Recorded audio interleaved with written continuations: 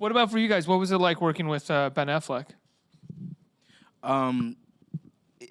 He kind of has like this intimidation factor when you first meet him because he's just so large. You know, he's a big. Especially in this movie. In this movie too, he's big. He's gigantic. He's huge. And then when you stack the accomplishments on top of the stature, it's just like whoa. But yeah, he was super cool. The first time I met him, we had our first scene together when he introduces himself as the coach. And this was the first time I was able to like speak. I was starting to speak. We were 3 weeks in.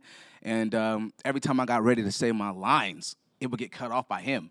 He would start his lines and start speaking. So I'll be like, and I'll have to sit back and be like, oh, okay. So he did it once. So I was like, I'm gonna let him slide. I'm gonna cut him some slack. And then he did like 1 or 2 more times, and I was like, oh, hell no.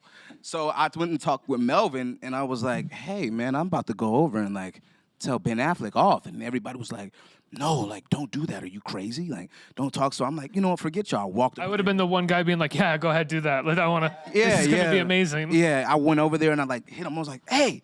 And I was like, and he looked up at me, and then I saw how big he was. I was like, oh, man, why did I do this? But yeah, I told him like, hey, like, don't step on my lines, man, like, period. And everybody, and I forgot I was mic'd up, so everybody heard me, and everybody was like, what is wrong with this kid? And everybody was kind of mad. I was like, you don't talk to Ben Affleck that way. What did Ben Affleck say?